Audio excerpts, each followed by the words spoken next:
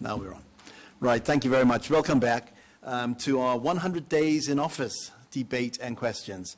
And for those listening and for those in the gallery, we've been given the go-ahead to continue until 8:30 rather than 8 o'clock as was initially planned. So we're going to move on, and we're going to start with Amy with the next question. The government has removed the scholarship budget during a time when the focus has been on trying to help upskill saints to compete for TC posts. What are your plans to encourage students to continue with university studies so we can form part of SHG succession plans too? Amy, thanks again for the question, and I can guarantee you with all the council sitting here, our aim is to always make sure that you are a part of our sustainable development. Again, going back to our vision, part of our vision is investing and valuing our people through upskilling, training, rewarding them, and being inclusive. So that will always be something we'll fight hard for. Obviously, getting financial aid or grants and aid from the UK, the whole world is under a lot of strain at the moment because of the pandemic. So we know that we were asking all the portfolios to look at cuts, and the other side to that coin for education was that the option came to us that we could apply as St. Helena for student finance. So for us to try and get a budget through asking for student scholarship to continue, I can almost say the FCDO would have said, but you haven't even tried to get into student finance. So it's never not to encourage our young people. It is to always encourage you. It's still a very new scheme, and students that are due to leave later this year and those following behind know just as much as we do because it's so new. But we are working with our UK representative, Mrs. Kettle-Warboys, and she's just returned to the UK to get more information and better understand what it is that we need to do to be able to access student finance, and also to be able to determine whether student finance will work for St. Helena. So we must try, and if it doesn't suit us, then we've got a better case to put forward to FCDO to say it doesn't work. With that said, being the type of government that we are and looking at new ways to go forward, it might mean that we need to do some communications and liaison with the Bank of St. Helena. There may be options there. As I said before, I'm a keen communicator, so if it is that student finance is the way to go, we will need to obviously provide that information to yourselves, but to the wider community, and ensure that parents know what it is that's being made available. But please be assured that we are not forgetting about you. Thank you. Josh? Hi, my name is Joshua Hearn. I'm a Year 12 at Prince Andrew School. And I would like to know what incentives will you put in place to ensure that St. Helenians students will return to St. Helena following their studies if scholarships are taken away. Chief Minister? Okay, so we are also working on a graduate scheme. So that's something that's in the pipelines as well. I am being asked to comment on that, and as much as I want to get that done as soon as possible, I'll be honest with you, the workload at the moment has been extreme, so I'm hoping that I can have a response back with regards to that, to show the support, because the graduate scheme is to ensure that there's communication with the students before they leave, and communications whilst they're there to understand how they're progressing, and indeed for St. Helena government, the plan this is at the moment, by the way, it's not a confirmed scheme, and for the private sector to be able to cater for the graduates when they return. And obviously, we are looking at a scheme that hopefully would be more attractive to ensure that people would return to St. Helena. Thank you. Brooke? Having no scholarships will impact the less fortunate the most. How will we ensure that there is a fair chance for everyone to go to university? So I think, Brooke, that's what we're talking about now. We need to learn more about the scope of student finance and be able to understand what limitations will be placed upon our students or indeed families. So we are trying to gauge that information from student finance, and that is something that I'm working closely with the portfolio director and I'm not going to get a title right now, but Ms. Charmaine Henry. We're all working together with Mrs. Kettle-Warboys to ensure that we better understand if the student finance is indeed suited to St. Helena and our students. You want to add, Martin? Sorry, Brooke, just to add, and this is something that I've looked at in the past, but I'm sure part of the student finance program in the UK itself was set up to enable students all to be able to attain higher levels of education. So I think that was the principles behind student finance, to be able to get people from all different backgrounds and all different means into higher education. So the principles should be already incorporated in the system. Thank you. Okay, can we move on to the next question then? Laura. There have been suggestions that the payment for sixth form education will once again be removed. Many students rely on their sixth form payment for not only themselves, but to help lift some financial burden from their families. With the removal of the scholarship, have you considered the likelihood of future students continuing education past year 11 and the implications? Chief Minister, you want clarification?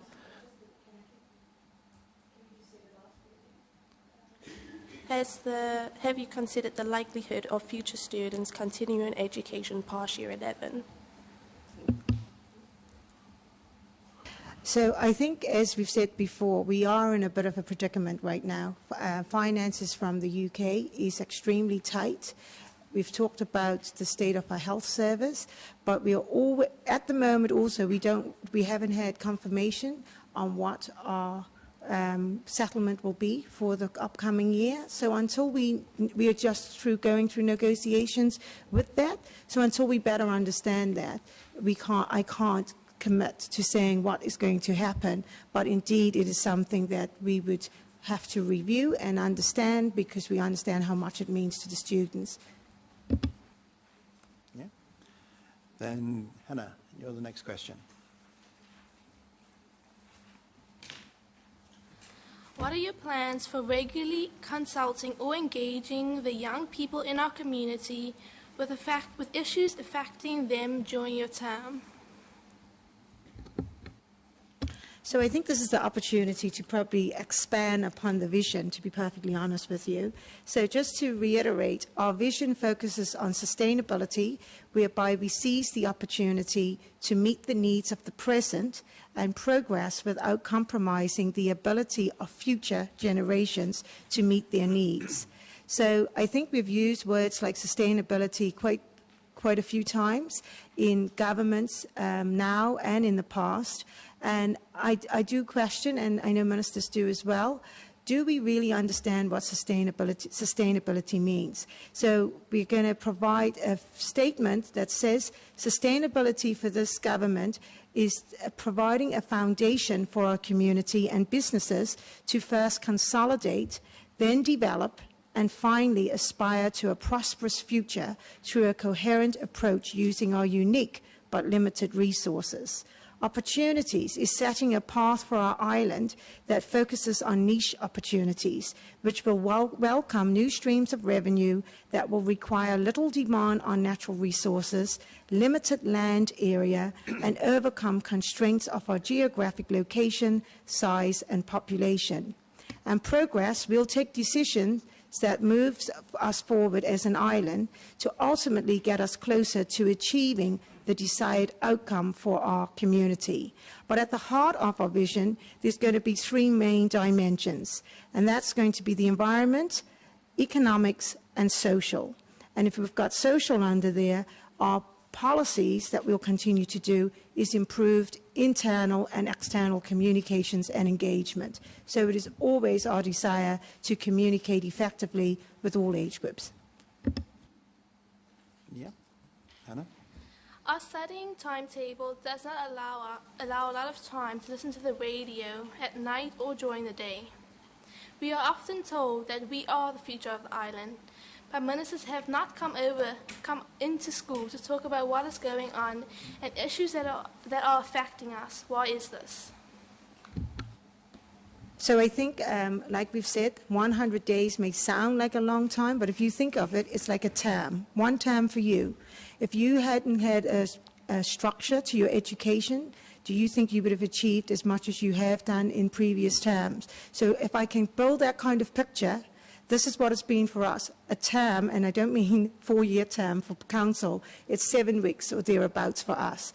And we've come in, it's a new government, we are expected to build a structure and the framework. We've been expected to build relationships as 12 councillors with our Speaker and Deputy Speaker and the wider public sector, our administration and portfolio directors. That is key to us becoming a really strong government. So finding time, we've had constituency meetings, we have had a joint ministerial conference virtually to ensure that we had the opportunity to integrate with the overseas territories. So what we're doing now, we've just come out of the post-election seminars, we've had the VVIP, so coming into the schools is certainly something that is hot on our agenda.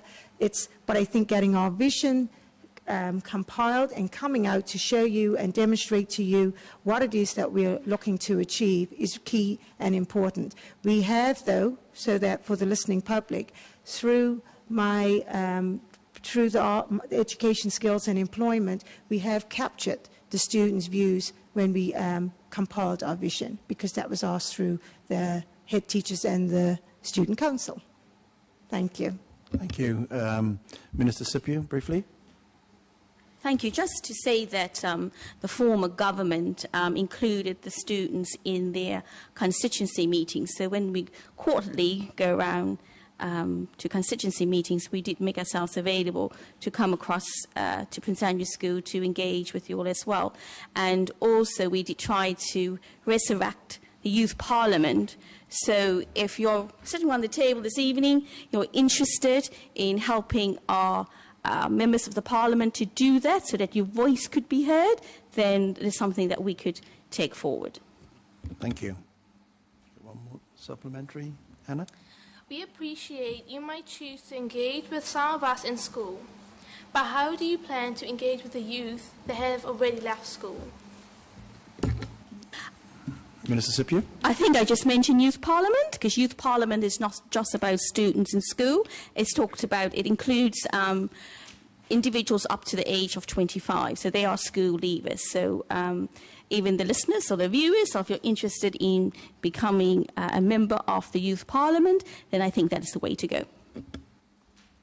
Thank you. Can I just bring in one more thing there, and that's about our social media, because we do have a Legislative Council page on Facebook, and I would look towards the backbenchers. They're the ones that is updating that as well. So that's another means on how we're hoping to communicate as we move forward. Thank you. Move on, Brooke, your question? A high proportion of the population is unhealthy and needs to exercise. What plans are being made to promote healthy living and exercise? Minister Henry? I take that once for me to start with. Don't everybody jump. No. Thank you, Jamie. I'd like to first correct your statement. Unhealthy living isn't only caused by exercise, and exercise is very important, but you cannot exercise your way out of a bad diet. I've made that statement on many occasions, and I'll just make it for the listening public again. So it is a combination, and it is a holistic approach. In terms of exercise, I see it as something that we should be more focusing on for our mental health, because it works in combination. We need to take a far more holistic approach, I think, to health in general. And again, I've said this on quite a few occasions. We need to bring in all of our stakeholders. So we've just started to do a whole systems approach to diabetes and to obesity, and it's something that started in the background, where we've brought in stakeholders, so people who do gym sessions, people who are members of our community. There's one from education. So it's an engagement group that is being trained by a university in London to look at what is systems approaches and what are whole systems approaches. So it's an academic piece to start with. So we're training quite a few of us. I'm part of the group being trained, so I'm not hidden it. And we're going to take it from there as a core group to go out and start training other members in the community, and just to try engage with people about what it is that is causing some of our problems. When you said about exercise earlier, St. Helena is not an ideal environment for exercise. We all look out of our doors, especially if you live in Half Tree Hollow, and you go, oh my God, look at that hill. So I understand that there are different things that we have to do, as Ireland is unique in its circumstances. So we have to look at possibly engage. I mean, one of the things I really want to do, and that's going forward, is look at the use of electric bikes, electric push bikes, because what they do is they take the effort out of the exercise, and it helps you combat the hill. So it is just that's just a personal view of mine, but we need to take a whole systems approach as an Ireland. And you should see a lot more coming out from the health department, now that I'm there, about health promotion. We've also just starting today is our dietitian. So finally we now have a dietitian on the island to help do the other side as well. So we are taking a full-on approach, Jamie. Brooke? The existing sports facilities are becoming overcrowded. What are your plans for developing sports facilities on the island? Minister Henry? I'm just going to hand you over to Minister Brooks now, because he's going to make us some money so we can start pulling. No. Obviously, the limitation with sports facilities here is the money at the moment.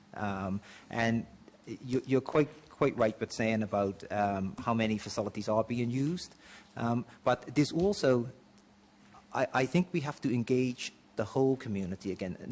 You may see sports at your age as something which you're really into, but there's probably an older population who likes to walk, who likes to go and cycle or do different sports. So personally, I think before we look at pouring in huge sums of money into our sports facilities, we need to look at the engagement. We need to look at what people want to do, because sometimes we tend to just look at it from our own perspective. Now, again, just being honest, I've been caught out in there many a times, so just thinking everybody want to do what I want to do. So I'm trying to take an approach across the board right now where we have to update our sports facilities, but we also have to look at other methods of just getting people together and engaging in these type of activities. Thank you. You're going to add something quickly? Just to make a comment is that, as you know, we only became elected late last year, and we had to hit the road running, and budgets was on the table, and we were, majority of us are new in trying to understand the process.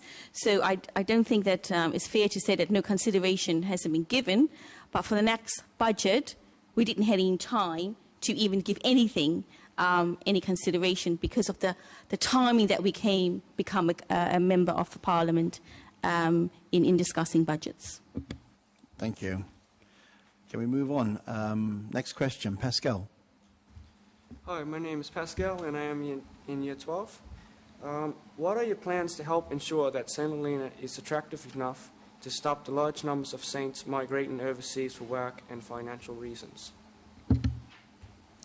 Minister Brooks? Well, I could try and answer this, but I think a lot of different sectors plays a part in doing that. Obviously, trying to bring down the cost of living is one of a big factor in that. Also, the availability of land and affordable housing is another big factor in that. So I think, that's just two big factors. There's a lot of other factors in there too, like an education system and a healthcare system. So I think that question extends right across the portfolios. Even Jeff, who can't be here tonight, security is another big part of that sort of puzzle to put together to be able to have an inclusive life, a family life on St. Helena. So I think there's a lot of work that needs to be done right across the sectors. So I can't give you an indefinite answer or pinpoint one thing. I think it is a combination of all portfolios working together. Thank you. Can we move on to our next question? Zach? It is said that the minimum wage is going to gradually be increased. What other measures and steps are going to be taken to support this increase? Chief Minister? So I think so I'm going to just again talk about the policies that we'll be focusing on, and that will probably give some sort of an umbrella of what it is that needs to be looked at together, so that we don't. So to be able to get a good health service, Mark needs to be bringing in new revenue. To be able to get healthier people, we need to be bringing in food security. So if you see how we all integrate here, immigration, Jeff's not here this evening, but immigration is key for us as well. We need to grow our population so that more people need the products and services that our private sector, for instance, provide. So it's all about bringing together a balance so that we can better encourage people to stay here and to grow our island. Zach, if you could just repeat that question so I can specifically answer what you're doing, but I just wanted to give you a holistic view of all the different things we need to look at. It is said that the minimum wage is going to be gradually increased. What other measures and steps are going to be taken to support this increase? So, as I said just then, we are looking at health and social care. If we can improve the health and the social care environment on St. Helena, and if we could increase businesses for our business, then obviously with the minimum wage increasing, our people could get paid more for the work that they do or the businesses that they run. So it's really about trying to pull everything up together to be able to get that minimum wage up. If the minimum wage goes up, I would hope that we would be able to sustain and maintain a lot of the younger people that are leaving here today, because not all go away for, dare I say, better jobs. It's all about the better monies that the jobs attract elsewhere. So it is very much, like Martin has been saying, a holistic approach about how we go forward for St. Helena and the better future that we all need to be able to sustain ourselves. Minister Henry, briefly. Just briefly, Sir, I think the thing that we have to worry about as a ministry, though, is that obviously we have what I call on St. Helena a capped economy, which is just pretty much dependent on aid, and there's little bits coming in and out. What we have to be really worried about is increasing the minimum wage, and then businesses increasing their costs and services, and then the minimum wage increase means nothing. And although some businesses has indicated that this won't be an element, it's hard for it not to be an element in a capped economy, which is not bringing in new and fresh monies, because it's the same money circulating. So we have to be very careful that we actually do what is right for our people without just ticking a box to say we've stepped it up, but however, your cost of living has just stepped up with it. So it is an important consideration. Thank you. You don't want that supplementary now? No, okay. Can we move on to the next question then? Laura.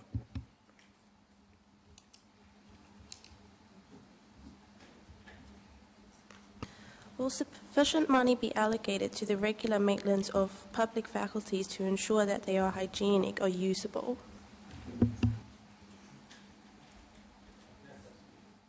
I think that was about... Can you just say that again, please, Laura? I just didn't hear you. Your microphone. Yeah. Will sufficient money be allocated to the regular maintenance of public faculties to ensure that they are hygienic and usable? Again, sufficient money. That is the key. So I think what I can say, though, we do have a policy, and we are working on it and updating it, so that we kind of streamline the money, or not streamline, we kind of focus the money into the areas of priority, because there isn't enough money to do all of the maintenance on the island. If you include built heritage and everything else, you can see that it is deteriorating over the years. The point, what I think, as Martin trying to make as well, that, for a number of years now, we've been getting almost like a balanced budget or a flatline budget. But the cost of living is going up. You know, the cost of materials is going up. So that money can't be stretched as far as it did last year. And the following year, if we get the same budget, it won't stretch as far as again. So there is a generally a knack on our infrastructure and on our buildings and our built heritage and everything else. But I think the only way that we can change that around is to try and look for new streams of money. Thank you. Josh. So I understand tourism is a critical part of St. Lena's economic strategies. Yachties are part of tourism, the tourism market, and have been our only consistent visitors since COVID-19 affected travel. What measures or procedures do you plan on putting in place for St. Helena to be more welcoming to our yachties? Yeah, Minister Brooks. So it's ironic you asked that question, because only today in my advisory board meeting we had this discussion, and the discussion was around our yachting community. Bear in mind that we are in a yachting season now. So what has been a constraint? The constraint is that, again, our healthcare system is very limited with staff. So at the moment, we're only testing the yachts 1 day a week, and that's on a Thursday. So if the yacht arrives on a Thursday evening, they'll have to stay on board until the following week, Thursday, which is not ideal. So I've asked my Sustainable Development team to put together a little proposal to identify the potential loss in revenue that this is causing us. So for my portfolio, I have to look at new streams of revenue. I have to look at all the money coming in and try and capture as much as possible. And so we understand that the health care system is very constrained, as I said. So we are looking at taking some of the administration that health currently do and bringing it more into government. So we kind of share in the loads. Obviously, we're not going to perform operations down the castle or anything, but we're going to try and help out with the administration. So I think going forward, we could look at options of training someone else to do these tests. For instance, other parts of the world, you actually do the tests yourself, so you don't have to be a trained practitioner or a medical background to do the tests. So why can't somebody else do the tests and do it on a more frequency basis for the yachties? Also, there is a capital funding program, so the EDA program. So under the EDA program, there's a micro budget, so a small amount of money that you can use on certain projects that can be implemented within a year. So small things that can be achieved quite quickly. So I'm very keen to put a business proposal forward to the EDA project to improve the middle steps, the railings, the safety elements of it, and I'm hoping it will extend as far as improving the shower facilities and the toilet facilities and the washing facilities for the yachting community on the island. So we have identified that, and we are talking about it right now because we're right in yachting season. So I think it is important going forward, knowing that we don't have the usual tourists that come here by year. Thank you very much. Can we move on to our next question then? Jamie? Where do you see St. Helena and its position in the world with the arrival and implementation of the cable? Minister Brooks? I think that was for me.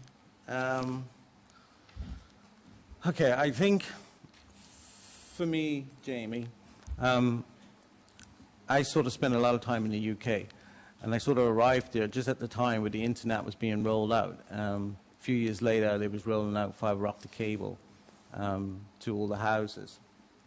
So I've actually lived through the transformation of fast, affordable broadband directly to your house, so I can see firsthand the benefits of that.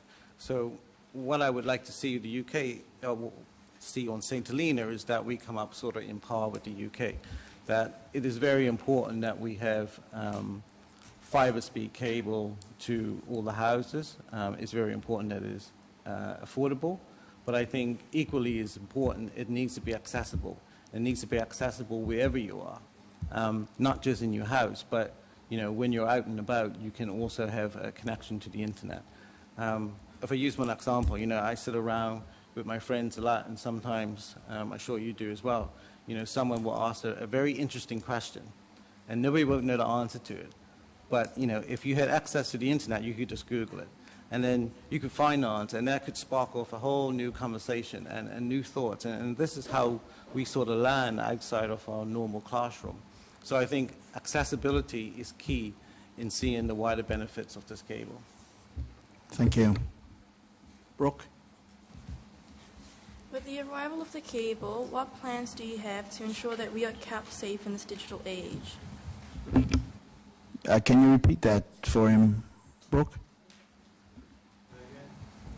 With the arrival of the cable, what plans do you have to ensure that we are kept safe in this digital age? Your microphone, Minister. Thank you. So I don't know if any students would be familiar with this, but there was a gentleman on Ireland just before Christmas, Wes Lewis. He was sent here as a consultant. He also works as a consultant for the British government in cybersecurity. So he was sent here to look at areas that we lack our cybersecurity, which is quite a lot.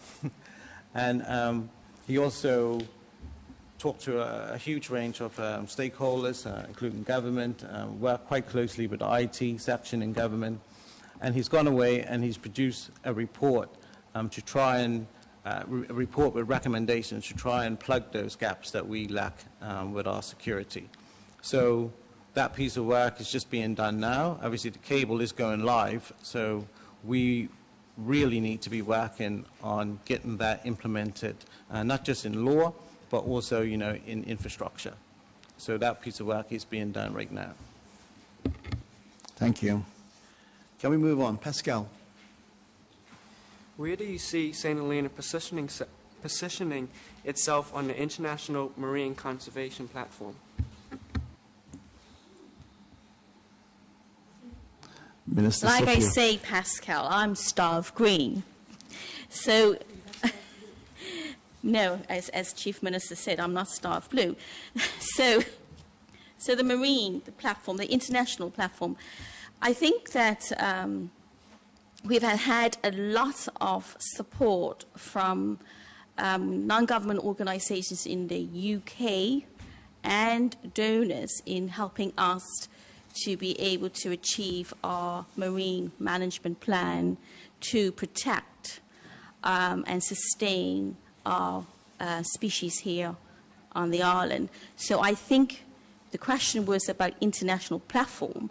I think we already hit that platform by engaging with the non-government organisations in the UK and also with donors. For instance, like Blue Belt, ICAT, they're all international. So I think we've already hit that platform with our lovely, awesome marine environment here on St. Helena. Thank you. Are there any plans to develop marine-related industries such as ecotourism or aquaculture? Not to my knowledge. It hasn't hit my table, but I believe that there is some work ongoing in relation to marine tourism. So officers are working on policies and the legislation in that respect. So we are slowly looking at other avenues. Thank you. Can we move on? Zach? Where do you see St. Helena positioning itself for the use of renewable energy? Okay. I think all ministers are fighting to answer this. Okay, only one going to answer that, right? This question. We have, as the listeners, the viewers, and possibly yourselves here in the gallery tonight, that in our sustainable economic development plan and our 10-year plan and lots of plans is that we will be 100% renewable by 2023. And we had heavily relied on an agreement with Patch Global, which took a lot of years with negotiating, and it has now fallen through. So my personal opinion is that we will never achieve 100% renewable energy by 2023. So the aspiration is to move forward with our energy strategy, and conversations is being held with Connect St Helena because the strategy is in place. Conversations being held with Connect St Helena as to how we can move forward with that. So there is an aspiration, but we are on the back burner because of things that, negotiations that have fallen through. But as we said earlier, with our energy strategy and our water security, it all encompasses everything in moving the island forward. Thank you. We're going to move on to domestic safety and security. Luke, the first question.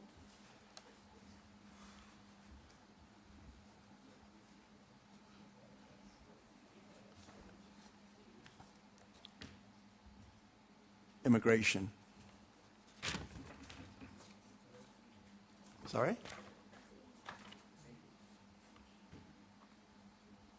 Oh, sorry, Amy. Yes, okay. Immigration can be a contentious topic. Can you provide an update on the Minister's attitudes to our immigration policy? Okay, so as you know, Minister Alec isn't here tonight, but we will try collectively if I miss anything. I can tell you that this entire council is pushing hard for the immigration ordinance to come forward. Minister Alec is working with his portfolio to complete what he needs to do, and then he will share this with Minister Brooks to get his input from his portfolio, and then it will come out to the wider council. And then depending on, is it going to go to consultation? Yes, it will go then to consultation. So that's one of the key ordinances that we're working with that we'd like to see progress very quickly. Thank you. We're going to drop the other two questions and move over to the back. Now it's your turn, Luke.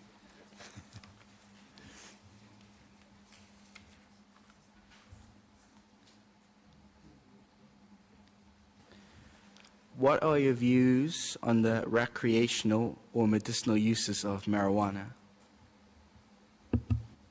I think I'll try and answer that one.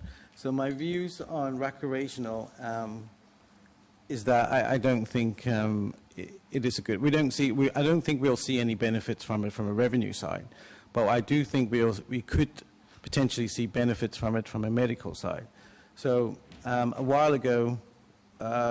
Not long after arriving back on the island, I put together a CBD, I'm calling it, proposal to the previous government. I'm not going to talk about the previous government because he had talked about us, but it didn't go any further than that.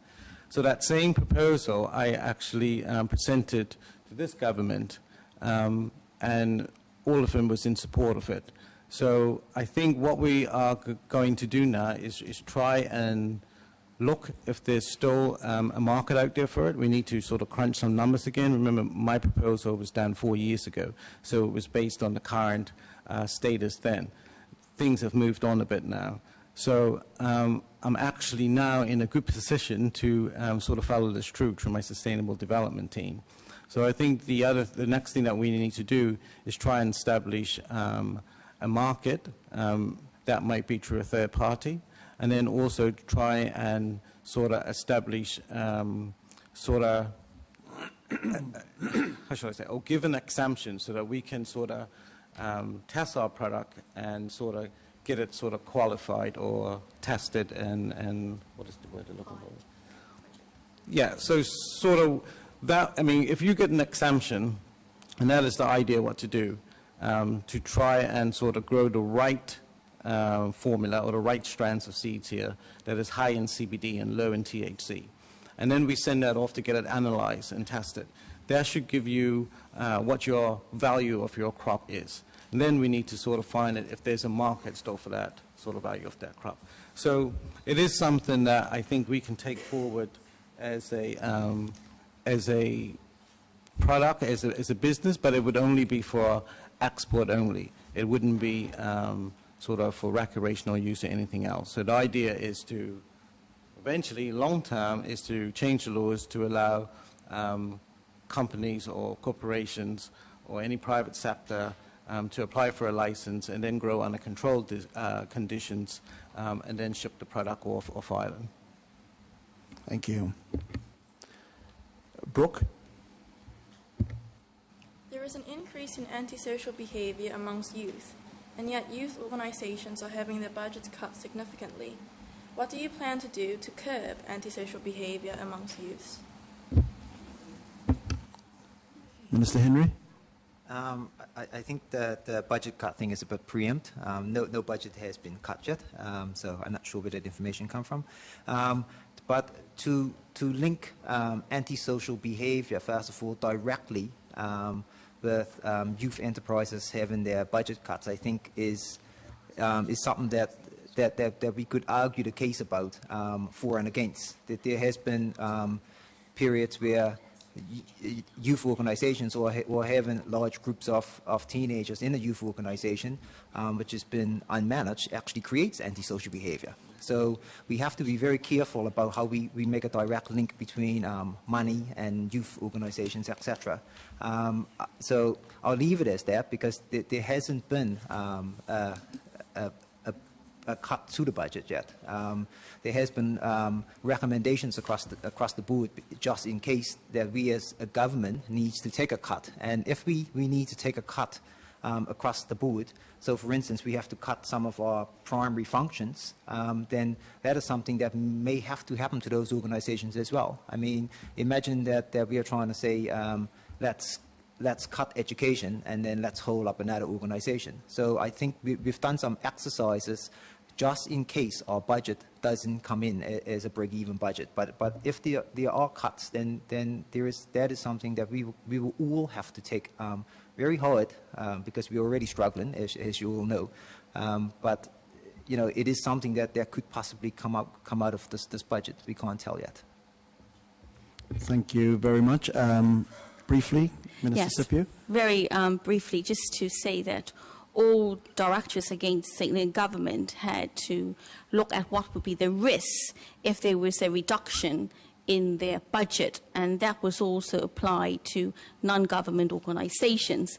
So they had to submit what would be the risks if their budgets were reduced. Thank you very much indeed. Okay, that's it for this evening. Time has sort of eluded us. Firstly, thank you, Ministers, for supporting this event and addressing at sometimes seems very sensitive subjects. Thank you also to the students on my left for your interest and your courage to participate in tonight's session. And whilst there were only 10 of them asking the questions, I can assure you there was a lot more of them networking behind the scenes. Thank you to the Education Department for agreeing time from the students' curriculum and recognise the importance of getting our youngsters engaged in Ireland affairs. And thank you to SAMS for your live radio broadcast. Thanks to the sponsors Shaw for sponsoring the live broadcast on local television and the Facebook platform. And finally, thank you to the foreign FCDO, Chevening Alumni Program Fund, for funding this event, and to St. Helena's Chevening Alumni for bringing these debates together for the benefit of our local and international community. Those of you who are watching on camera back home, there's going to be some live interviews in front of the camera, so don't go away from us. But everybody else, thank you very much, and drive safely home. Thank you.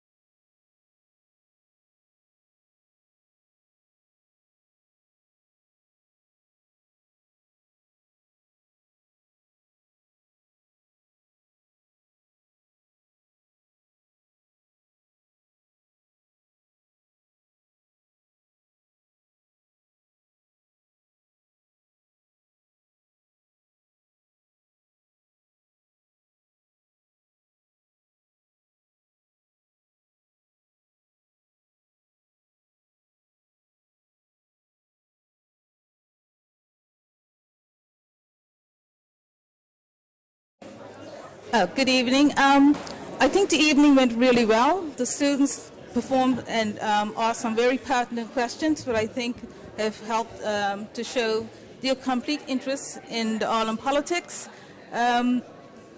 Generally, I think the students have performed really well, and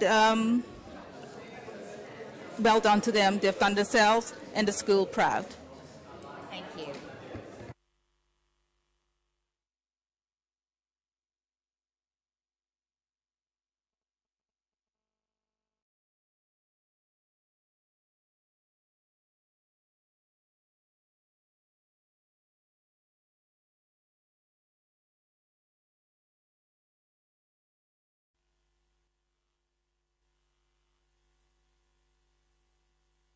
Do I just say it? Okay. Sandy, how did you think the evening went?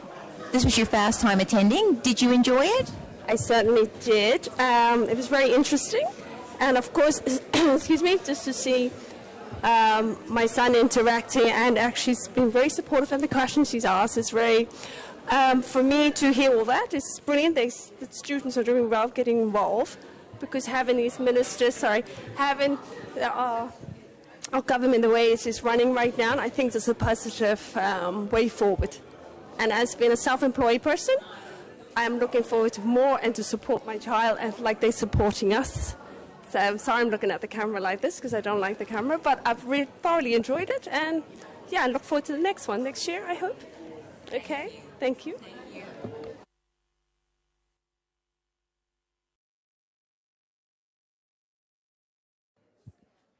Have Chief Minister Julie joining us in front of the camera again. Thank you so much, Julie. Would you like to give us some feedback on the event tonight? So I think it's been a really great event. It's lovely to be able to hear from the students and the youth of the island. I must, before I forget, though, thank Derek for the great work that he does in his chairmanship because it makes it really, really easy. So thank you to Derek. But the students have done well. They've talked about a range of different topics, and it's given us the opportunity to come out to the community again and give them an insight of the work that we do as ministers and indeed elected members. I'd actually encourage more of this. Hint, hint, Tara, with your team, because I think it's a great way to engage with the youth. But I also think, as we talked about communication being two-way, participation needs to be two-way as well. So I think we need to encourage our youth to actually join the platform whereby we've got adults and the youth, because at times segregating the youth from the adults. So when we have constituency meetings, youth, I'd like to see you all come there as well, because sometimes we lose the voice of the youth, and then we, as the community, sometimes think we know what the youth thinks, and it's necessary for them to be a voice for themselves as well. But it's been a great opportunity, and it's nice to see how everybody's taken the time, and it was brilliant to be able to have another chance to get out there and talk about the work we do. Thank you very much. Thank you.